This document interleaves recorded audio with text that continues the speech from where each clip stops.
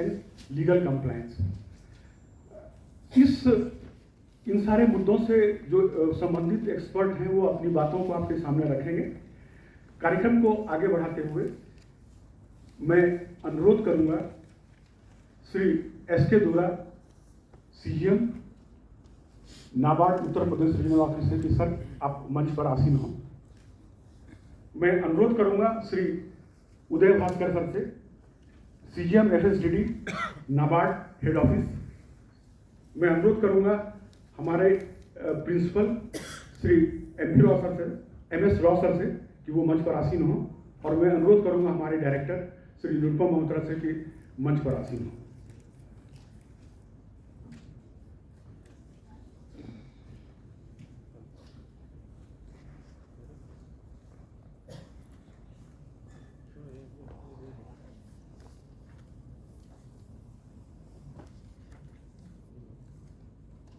Director bird Shri Mehrotra sir से request होगा कि कुछ बुके देकर श्री दुरा सर का स्वागत करें।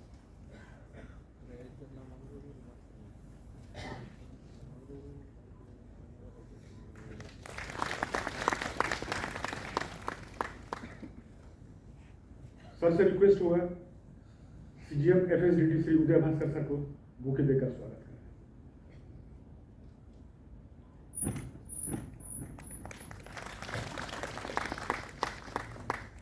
सर से रिक्वेस्ट होगा कि प्रिंसिपल एनबीएससी राव सर का बुके देकर स्वागत करें।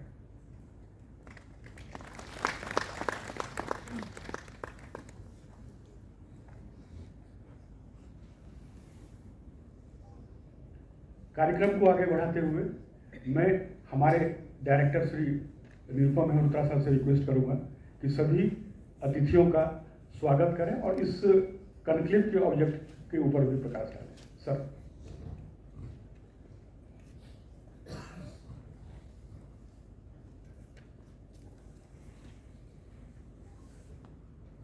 बहुत बहुत धन्यवाद झा जी। सबसे पहले तो मैं इस सभागार में हमारे कॉपी के साथी, CBBOs के साथी और FPO से आए हमारे साथी, नाबार्ड के, NBSC के हमारे जो साथी हैं, इन सबका मैं स्वागत करता हूँ। निश्चित तौर पे आप सबका बहुत बहुत स्वागत है, अभिनंदन। मंचासीन हमारे परम आदरणीय एस.के. दुरा जी, उत्तर प्रदेश रीजनल ऑफिस के इंचार्ज हैं। प्रधान कार्यालय नाबार्ड से उपस्थित आए इस कार्यक्रम के लिए, खास तौर से मेरे साथी उदय भास्कर जी, प्रधानाचार्य जो हमारा जो स्टाफ कॉलेज है जो इसी प्रांगण में है, राव साहब, आपका बहुत बहुत आपका भी स्वागत। I don't know how many, मेरे को ये दुविधा है कि मैं अंग्रेजी में बोलूं कि हिंदी में बोलूं कि मिक्स में बोलूं, तो और इस दुविधा का निवारण आप लोग ही कर पाएंगे। हमारे कितने साथी जो हैं देश के who have come from the south of India, if आप अगर अपना हाथ उठा पाए तो okay. Are you comfortable with the mix of Hindi and English? Yeah, sure. Okay. So whatever I have said till now, I hope it has reached in terms of कि I welcome all of you from all over the country जो इसमें आए हैं इस conclave में। मेरे को बोला गया है कि इस स्वागत के अलावा जो है इस कॉन्क्लेव और व्हाट इट इज़ फॉर, इसके ऊपर भी जो व्हाट इट इज़ फॉर, उसके लिए तो मेरे ख्याल से थीम जो है ऑलरेडी है कि सस्टेनेबल कैसे हो जाएगा एचपीओ, इसमें इश्यूज क्या आते हैं, वे फॉरवर्ड क्या आते हैं और आगे इसको किस तरीके से इसको लेके जाना है। कोई नई परिकल्पना नहीं है एफपीओ की या फिर इस देश में संगठित ऑर्गेनाइजेशंस की हमने हमेशा से सुना है और देखा भी है कि कोऑपरेटिव्स की अपनी भूमिका रही है, वो भी एक कलेक्टिव है, बल्कि आज की परिदृश्य में कलेक्टिव्स भी जो है, एक्चुअली कहा जाए तो जो पैक्स है वो एक किस्म से ओरिजिनल एफपीओ ही था। तो निश्चित तौर पे लेकिन 2002 की जो वाईके अलग कमेटी थी, उन्होंने सोचा कि इसको जो है थोड़ा सा और इसके ऊपर जो है कंपनी का स्वरूप दिया जाए, और कंपनी त्वरित स्वरूप के उद्देश्य से एफपीओ की परिकल्पना की गई थी। और ख़ास तौर से अभी इसमें मेरे ख्याल से हमारे यहाँ से रिलायंस फाउंडेशन से भी आशुतोष जी आए हैं, और भी मेरे इसके ऊपर थोड़ा सा ज़्यादा चर्चा मेरे ख्याल से अभी प्रोफेसर शंभू प्रसाद आएंगे जो कि इरमा से हैं। उनने कुछ कारणवश जो है हमारे डीएमडी नहीं आ पाए, लेकिन कल निश्चित तौर पे वो हमारे बीच रहेंगे, तो नाबार्ड के, तो उनसे भी हमें जो है काफ़ी कुछ जो है गाइडेंस मिल पाएगा। लेकिन अगर इस सभागार में जितने आए हैं हमारे साथी, इंक्लूडिंग माई सेल्फ, अगर if I say that is there any magic wand, या अगर आपने कोई अगर ये सोच के अगर अपन इधर इकट्ठा हुए हैं कि कोई एक ऐसी बूटी मिलेगी जिससे कोई एक जादुई छड़ी जिससे ये जो है फार्मूला मिल जाएगा कि सस्टेनेबल कैसे हो एफपीओ, या उसको जो है किस तरीके से सक्सेसफुल हो जाए, या रिलेटिवली लेस सक्सेसफुल को सक्सेसफुल हो जाए, ऐसी कोई जो है 2+2=4 या 5 का कोई अगर आंकड़ा या कोई फार्मूला के उद्देश्य से आया है, तो उसके लिए मैं यही कहूँगा कि आप जो है निश्चित तौर पे थोड़े निराश होंगे कि ऐसा कोई फार्मूला यहाँ जो है 2 दिन के अंदर डेफिनेटली जो है जिसको हम कहते हैं कि एक मैजिक वैंड, एक जादुई छड़ी, वो शायद ना हो पाए। और इसलिए नहीं कि वो संभव नहीं है, संभव है, लेकिन शायद इसलिए कि एफपीओ इकोसिस्टम जिस तरीके से बढ़ रहा है, जिस तरीके से अलग अलग परिवेश में पनप रहा है, वो इतना अलग है कि उसमें आप जो है कोई ये एक फार्मूला नहीं लगा सकते। ये हमारा जो है, ये कहने को तो एक बहुत ही लगता है कि एक जिसको हम कहते हैं मदरहुड स्टेटमेंट है कि हाँ ये कौन सी नई चीज़ आपने बता दी, लेकिन हमने जो थोड़ा बहुत काम वर्ल्ड में किया है कई एफपीओ को लेके, हमारे जो केस स्टडीज़ हैं वो इस चीज़ को आंकड़ों के ओर से निश्चित तौर से दर्शाती है। तो सबसे पहली बात तो मैं ये कहूँगा कि हमारा जो वर्ल्ड में काम है वो ये निश्चित तौर से दर्शाता है कि देयर इज कोई no one formula for the success of FPO, और सक्सेस ऑफ एन एफपीओ किस मापदंड पे आप उसको सक्सेसफुल मानेंगे, इस चीज़ के ऊपर भी जो है मेरे ख्याल से चर्चा होगी और चर्चा होनी चाहिए। There should be a discussion what is meant by a success for an FPO. But one of the things that is for sure कि आप किसी भी रूप में इसको देखें, the success of an FPO will have to be कहीं ना कहीं वो आपको सस्टेनेबल होने के लिए जो आंकड़े चाहिए वो होना चाहिए। अब इसी चीज को अगर सीधे इफ आई हैव टू से it very directly, I will say yes, a limited, narrow perception of a successful FPO has to be that it should be able to generate profits for its members. Very limited. वहीं अगर रुक जाए, that is the minimum, I think, one of the important elements of a successful FPO. उसके लिए क्या करना चाहिए? मेरे ख्याल से कई चीज़ें हैं, इसकी चर्चा होगी कि मार्केटिंग का एस्पेक्ट है, इनपुट का एस्पेक्ट है, तो उद्देश्य मेरे ख्याल से कहीं ना कहीं इस चीज़ के ऊपर इनकी जरूर होना चाहिए। अब ये बात जरूर कहना जरूरी रहेगी यहाँ, it is needs to be, या one can be profitable in 1 year or 2 year or 3 year or 4 year or 5 year or 15 year or maybe more. That will depend on the FPO itself कि आप जो है कितने साल में जो है आप अपना प्रॉफिट का जो एंगल है उसको आप किस हॉराइजन और टाइम हॉराइजन में देख रहे हैं। ऐसा तो नहीं कि कहीं अगर मैंने देखे कुछ case studies, I think professor Shambhu Prasad की किताब में भी है ये, कि कुछ एफपीओ जो हैं they have taken more than 12 to 15 years to be really generate the type of turnover जो उसको सस्टेनेबिलिटी के ओर पे। क्या आज की डेट में, आज के परिप्रेक्ष्य में, जिस तरीके से आज की जो है हमारी कृषि की संरचना है, और वो उतना बड़ा टाइम पीरियड अवेलेबल होगा क्या, ये शायद आपको हम लोगों को यहाँ ये इसके ऊपर भी चर्चा होनी चाहिए। कई एफपीओ जो हैं ये जो 10,000 वाली स्कीम में भी जो बने हुए हैं, नाबार्ड इसके पहले भी थे, तो वो उसमें शायद जो है 5 साल का जो पीरियड है वो जो है विल गेट ओवर। सो कहीं एफपीओ कुछ हार्ड क्वेश्चंस बोले जाते हैं। There are certain hard questions that need to be asked and as well as answered. And one of the hard questions that is to be asked and answered, there is no point in trying to put it under the carpet. उसको आप कब तक छुपाते रहेंगे, और क्या छुपाना चाहिए, लेकिन पूछना जरूरी है, और अगर पूछा जाएगा सवाल तो उसका जो है उत्तर भी मिलेगा। इज दैट कहीं एफपीओ वाली स्कीम एक ग्रांट बेस्ड स्कीम होके तो नहीं रह रही है,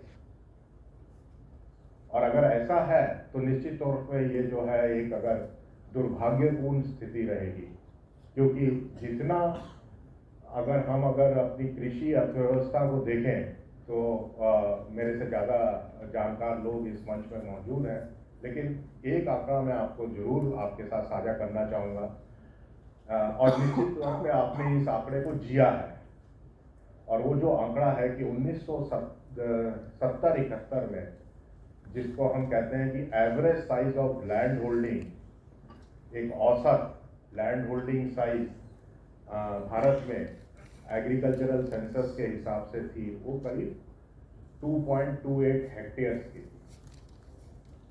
2.28 हेक्टेयर। एक औसत किसान के पास 2 से 2.28 हेक्टेयर की भूमि थी एक Bharat average for all India, अलग अलग स्टेट्स में अलग होती। और 2015-16 के आसपास, जो कि लास्ट एग्रीकल्चरल सेंसस है, अभी जो है नए वाले आंकड़े आएंगे, ये जो है आंकड़ा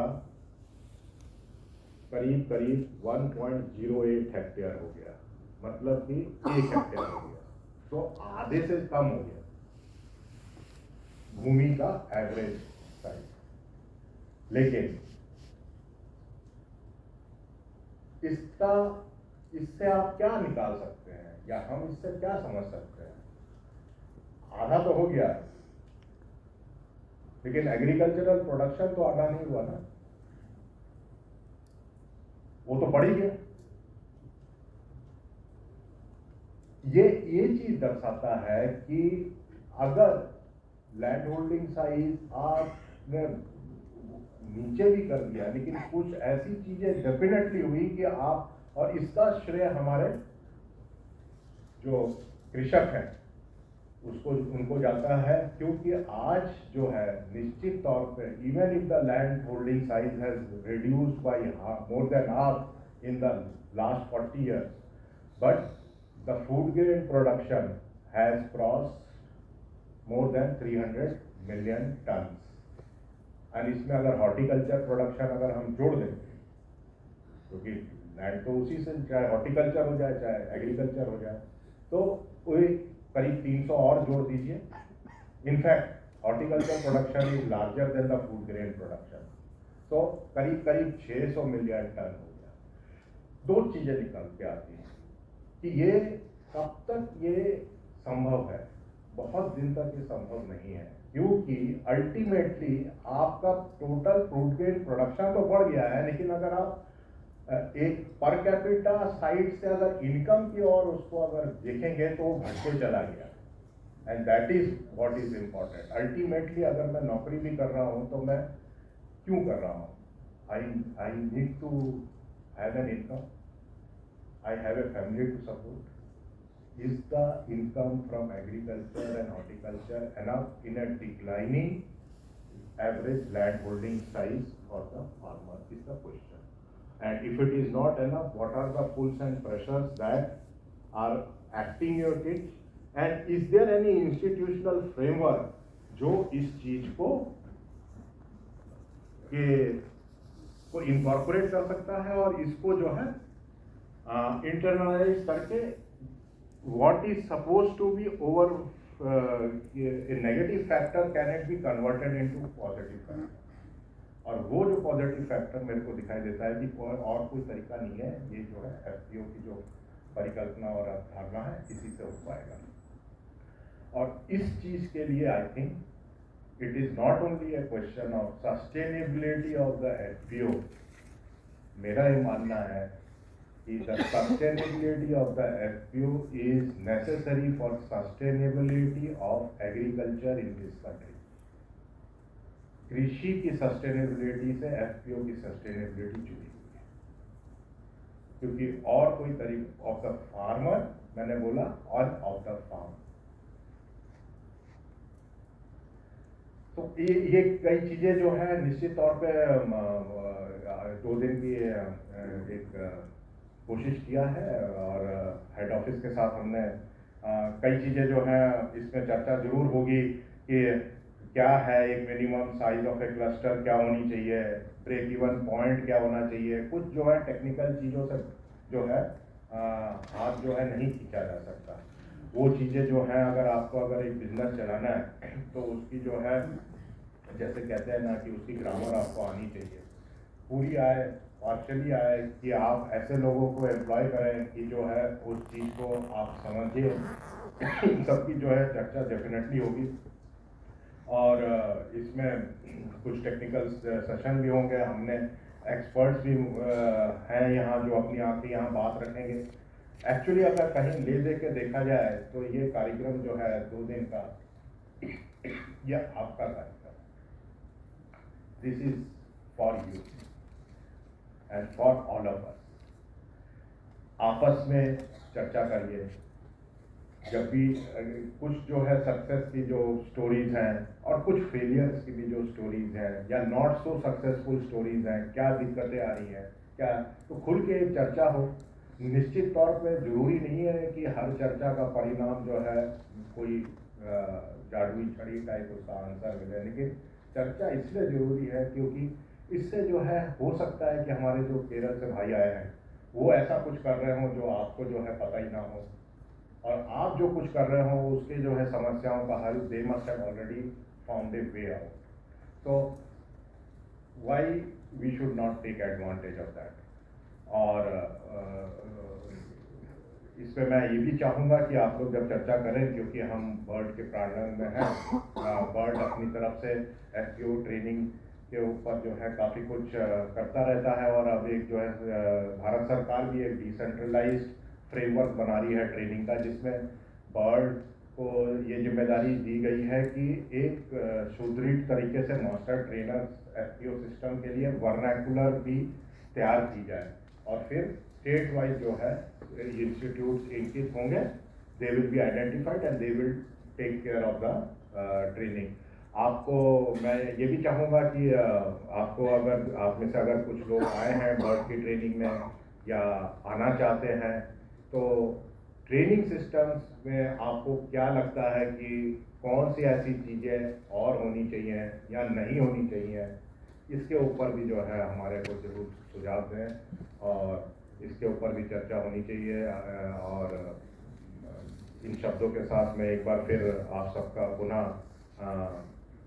स्वागत करता हूँ, अभिनंदन करता हूँ और आशा करता हूँ कि ये 2 दिन की जो चर्चा है और कॉन्क्लेव है ये सफल रहेगा और निश्चित तौर पे जो हमने थीम चुना है उस चीज़ को आगे ले जाने में प्रमुख भूमिका रहेगी इसकी। बहुत बहुत धन्यवाद। Thank you. Thank you sir. FPO के थीम को हाईलाइट करने के लिए, उन एक्टर्स और फैक्टर्स को बताने के लिए जो एफपीओ के सक्सेस के लिए बहुत ही महत्वपूर्ण है। अनुरोध करूंगा मैं NBSC principal Shri M S Rao sir से कि इस इनॉग्रल सेशन में वो अपने बातों को रखें।